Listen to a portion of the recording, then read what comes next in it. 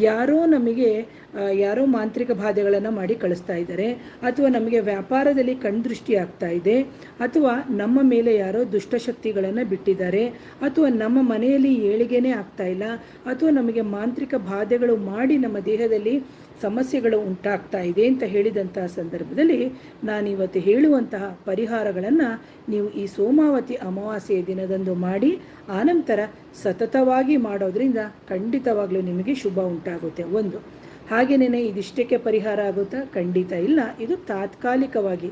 ಇದಕ್ಕೆ ಸಂಬಂಧಪಟ್ಟಂತಹ ಏನಾದರೂ ಕನ್ಸಲ್ಟೇಷನ್ ಬೇಕಿದ್ದಲ್ಲಿ ಖಂಡಿತವಾಗ್ಲೂ ನನ್ನ ವಾಟ್ಸಪ್ ನಂಬರು 7019806595ಗೆ ವಾಟ್ಸಪ್ ಮುಖಾಂತರ ನೀವು ಸಂಪರ್ಕ ಮಾಡಿ ಅಪಾಯಿಂಟ್ಮೆಂಟ್ ತೊಗೊಂಡು ಇದಕ್ಕೆ ಸಂಬಂಧಪಟ್ಟಂತಹ ಪರಿಹಾರಗಳನ್ನು ನೀವು ಮಾಡ್ಕೋಬೋದು ಅಂತ ಹೇಳ್ತೀನಿ. ಹಾಗೆ ನೋಡಿ, ಒಂದು ವ್ಯಾಪಾರದಲ್ಲಿ ಕಣ್ದೃಷ್ಟಿ ಆಗ್ತಾ ಇದೆ, ಅಥವಾ ನಮಗೆ ಯಾರೋ ಮನೆಗೆ ಏನೋ ತಂದು ಹಾಕ್ಬಿಟ್ಟು ಹೋಗ್ತಾ ಇದ್ದಾರೆ, ಅಥವಾ ನಮಗೆ ವ್ಯಾಪಾರದಲ್ಲಿ ತುಂಬ ಅಡೆತಡೆಗಳು ಉಂಟಾಗ್ತಾ ಇದೆ ಅಂತ ಹೇಳಿದಂತಹ ಸಂದರ್ಭದಲ್ಲಿ ಇವತ್ತು ನಾನು ಹೇಳುವಂತಹ ಈ ಪರಿಹಾರಗಳನ್ನು ನೀವು ಮಾಡ್ಕೊಳ್ಳಿ ಅಂತ ಹೇಳ್ತೀನಿ. ನೋಡಿ, ನಿಮ್ಮ ವ್ಯಾಪಾರದ ಜಾಗ ಅಂತ ಏನಿದೆ, ಆ ವ್ಯಾಪಾರದ ಜಾಗದಲ್ಲಿ 4 ಮೂಲೆ, ಈಗ ನೋಡಿ ಮನೆಯಿಂದಾಗ ಸ್ಕ್ವೇರ್ ಆಗಿರುತ್ತಲ್ವ, ಆ ಸ್ಕ್ವೇರ್ 4 ಮೂಲೆಗಳಲ್ಲಿ ಒಂದೇ ಒಂದು ನಿಂಬೆಹಣ್ಣನ್ನು ತಗೊಂಡು ನೀವು ಫಸ್ಟ್ ಬಂದು ಏನು ಮಾಡಬೇಕು ಅಂದರೆ, ನಿಮ್ಮ ಮನೆ ಎಂಟ್ರೆನ್ಸಿಗೆ ಮೊದಲಿಡಿ ಒಂದು ಉಂಡೆ ಆಗಿರುವಂತಹ ನಿಂಬೆಹಣ್ಣನ್ನು ತಗೊಳ್ಳಿ.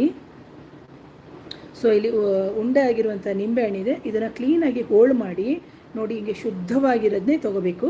ನೀವು ಕಪ್ಪಾಗಿರೋದು ಕೊಳ್ತೋಗಿರೋದು ಆ ಥರ ಎಲ್ಲ ತೊಗೋಬೇಡಿ. ಶುದ್ಧವಾಗಿರೋ ನಿಂಬೆಹಣ್ಣನ್ನು ತೊಗೊಂಡು 4 ಹೋಳು ಮಾಡಿ, ಈ ಥರ 4 ಹೋಳು ಮಾಡಿ, ಪೂರ್ತಿ ಮಾಡಬೇಡಿ, ಸ್ವಲ್ಪ ಅದರಲ್ಲಿ ಅಂಟ್ಕೊಂಡೋಗಿರಲಿ. 4 ಕಡೆಗೂ ಅರಿಶಿಣ ಮತ್ತು ಕುಂಕುಮವನ್ನು ಹಾಕಿ, ಆನಂತರದಲ್ಲಿ ಅದಕ್ಕೆ ಸ್ವಲ್ಪ ಕಲ್ಲುಪ್ಪನ್ನು ಹಾಕಿ ಮಧ್ಯಕ್ಕೆ, ಆನಂತರದಲ್ಲಿ ಒಂದು ಲವಂಗವನ್ನು ಹೀಗೆ ಸಿಕ್ಕಿಸಿ ಮಧ್ಯಕ್ಕೆ. ಇದನ್ನು ಮನೆಯ ಮುಂದೆ ಎಂಟ್ರೆನ್ಸಲ್ಲಿ ಒಂದಿಡಿ.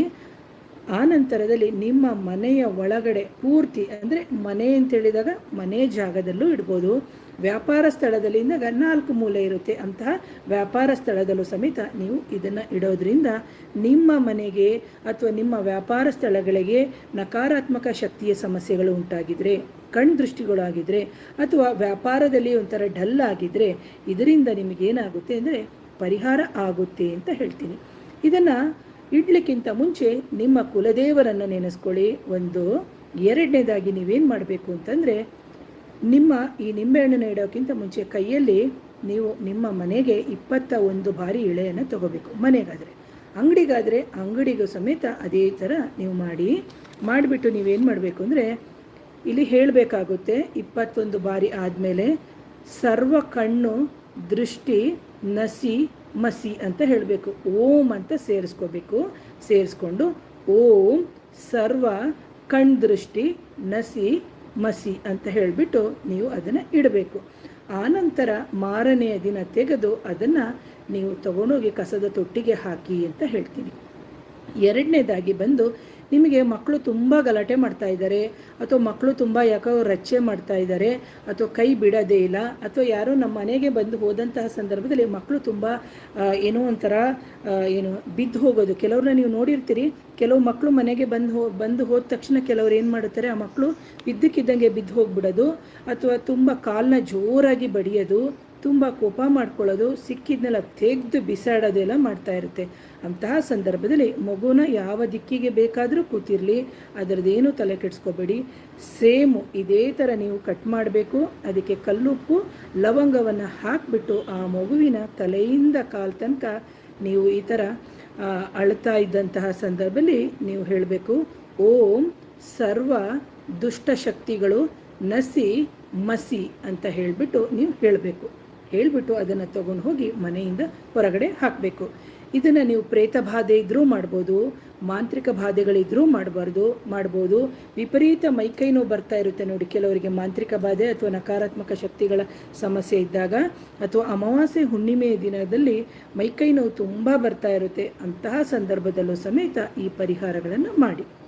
ಹಾಗೆಯೇ ಇನ್ನೂ ಕೆಲವರಿಗೆ ಏನಾಗುತ್ತೆ ಅಂದರೆ, ತುಂಬ ಕೆಟ್ಟದಾಗಿ ಯಾರೋ ಒಂಥರ ಕೆಟ್ಟದಾಗಿ ಅವರಿಗೆ ಬೈದು ಇವರಿಗೆ ಬಂದಂತಹ ಸಂದರ್ಭದಲ್ಲಿ ಏನೋ ತುಂಬ ಬೇಜಾರಾಗ್ತಾ ಇರುತ್ತೆ, ಅಥವಾ ಎಲ್ಲೋ ಒಂದು ಫಂಕ್ಷನಿಗೆ ಹೋಗಿ ಬಂದಿರ್ತೀರಿ, ಅಥವಾ ಏನೋ ಒಂದು ಸೆಲೆಬ್ರೇಷನ್ ಮಾಡಿರ್ತೀರಿ ಮನೆಯಲ್ಲಿ. ಅಂತಹ ಸಂದರ್ಭದಲ್ಲೂ ಸಮೇತ ಅವ್ರು ಬಂದು ಹೋದಂತಹ ಸಂದರ್ಭದಲ್ಲಿ ನಿಮಗೇನೋ ಸುಸ್ತು, ಸಂಕಟ, ಮೈಕೈ ನೋವು ಆಗ್ತಾ ಇದ್ದರೆ, ಅಥವಾ ಯಾರೋ ನಿಮ್ಮ ಮೇಲೆ ಪ್ರಯೋಗಗಳನ್ನು ಮಾಡಿ ಏನೋ ಒಂದು ಕಟ್ಟು ನಿಮ್ಮ ದೇಹಕ್ಕೆ ಹಾಕಿದ್ದಾರೆ ಅಂತ ಹೇಳಿದಂತಹ ಸಂದರ್ಭದಲ್ಲೂ ಸಮೇತ ಇವತ್ತು ನಾನು ಹೇಳುವಂತಹ ಪರಿಹಾರಗಳನ್ನು ನೀವು ಮಾಡಿ ಅಂತ ಹೇಳ್ತೀನಿ. ಇದರಲ್ಲೂ ಸಮೇತ ಓಂ ಸರ್ವ ಕಟ್ಟುಗಳು ನಸಿ ಮಸಿ, ಓಂ ಸರ್ವ ಕಟ್ಟುಗಳು ನಸಿ ಮಸಿ ಅಂತ ಹೇಳಿಬಿಟ್ಟು ನೀವು ಸೇಮ್ 4 ಹೋಳುಗಳು ಮಾಡಿ ಒಂಚೂರು ಕಲ್ಲು ಉಪ್ಪು ಹಾಕಿ ಲವಂಗ ಹಾಕಬೇಕು. ಅದಕ್ಕಿಂತ ಮುಂಚೆ ಅರಿಶಿನ ಕುಂಕುಮವನ್ನು ಹಾಕಿಬಿಟ್ಟು ನೀವೇನು ಮಾಡಬೇಕು, ಇಳೆಯನ್ನು ತೆಕ್ಕೊಂಬಿಟ್ಟು ನಿಮ್ಮ ದೇಹದ ನೋವುಗಳು ದೂರ ಆಗುತ್ತೆ, ಕಣ್ದೃಷ್ಟಿಗಳಿದ್ರೆ ದೂರ ಆಗುತ್ತೆ, ಮಾಂತ್ರಿಕ ಬಾಧೆಗಳು ನಿಮ್ಮ ಮೇಲೆ ಪ್ರಯೋಗಗಳು ಆಗಾಗ ಆಗ್ತಾ ಇದ್ದರೆ ಖಂಡಿತವಾಗ್ಲೂ ದೂರ ಆಗುತ್ತೆ. ಮೇಡಮ್ ಇದು ಎಷ್ಟು ಸಮಯಕ್ಕಾಗುತ್ತೆ? ಇವೆಲ್ಲವೂ ತಾತ್ಕಾಲಿಕವಾದಂತಹ ಪರಿಹಾರಗಳು. ನೋಡಿ, ಎಷ್ಟೋ ಬಾರಿ ನಮಗೆ ತುಂಬ ಸಮಸ್ಯೆಗಳಾಗಿರುತ್ತೆ, ಇದು ಹಲವಾರು ವರ್ಷಗಳಿಂದ ಸಮೇತ ಇರುತ್ತೆ. ಅಂತಹ ಸಂದರ್ಭದಲ್ಲಿ ಇದನ್ನು ರಿಪೀಟೆಡ್ ಆಗಿ ನೀವು ಮಾಡ್ತಾ ಇರಬೇಕಾಗುತ್ತೆ. ಇಲ್ಲ ಅಂತ ಹೇಳಿದಂತಹ ಸಂದರ್ಭದಲ್ಲಿ ಸಮಸ್ಯೆಗಳು ಉಲ್ಬಣ ಜಾಸ್ತಿ ಆಗುತ್ತೆ. ಇಲ್ಲಿ ನಾನು ಇವತ್ತು ಕೊಡ್ತಾ ಇರುವಂತಹ ಎನಿ ರೆಮಿಡೀಸು ಉಲ್ಬಣಗಳು ಜಾಸ್ತಿ ಆಗಬಾರ್ದು.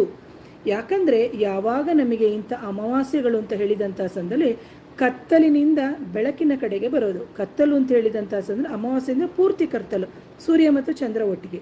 ಆದರೆ ಅವತ್ತಿನ ದಿನದಲ್ಲಿ ನಾವು ಜಪ ತಪ ಅನುಷ್ಠಾನಗಳ ಮುಖಾಂತರ ನಮ್ಮಲ್ಲಿರುವಂತಹ ಅಹಂಕಾರ, ಕೋಪ, ಅಜ್ಞಾನ, ಗರ್ವ, ಏನು ಹೇಳ್ತೀವಿ, ಮದ, ಮಾತ್ಸರ್ಯ, ಇವೆಲ್ಲವನ್ನು ದೂರ ಮಾಡಿ ನಮ್ಮೊಳಗಡೆ ಇರುವಂತಹ ಬೆಳಕನ್ನು, ಅದಕ್ಕೆ ದೇಹವೇ ದೇಗುಲವಯ್ಯ ಅಂತ ಹೇಳಿರೋದು. ಹಾಗಾಗಿ ನಮ್ಮ ಶಕ್ತಿಯನ್ನು ಜಾಸ್ತಿ ಮಾಡಿಕೊಂಡಾಗ ನಮಗೆ ಯಾವುದೇ ರೀತಿಯ ಯಾವುದೇ ಮಾಂತ್ರಿಕ ಬಾಧೆಗಳು ಅಥವಾ ನಕಾರಾತ್ಮಕ ಶಕ್ತಿಗಳ ಸಮಸ್ಯೆಗಳು ಅಥವಾ ಅಮಾನುಷ ಶಕ್ತಿಗಳ ಸಮಸ್ಯೆಗಳು ನಮ್ಮ ದೇಹದಲ್ಲಿ ಉಂಟಾಗಲ್ಲ. ಇದು 100% ಟ್ರೂ. ಬೇಕಾದರೆ ನೀವು ಮಾಡಿ ನೋಡಿ. ಮಂತ್ರ, ಜಪ, ತಪ ಅಂತಹ ಸಂದರ್ಭದಲ್ಲಿ ನಿಮಗೆ ದೇಹ ನೋವು ಆಗ್ಬೋದು, ಆದರೆ ಪೂರ್ತಿ ಹೋಗ್ತಾ ಹೋಗ್ತಾ ಕ್ಲಿಯರ್ ಆಗುತ್ತೆ. ಆದರೆ ಇದಕ್ಕೆ ಸರಿಯಾದ ಗುರುವಿನ ಮಾರ್ಗದರ್ಶನ ಬೇಕು ಅಂತ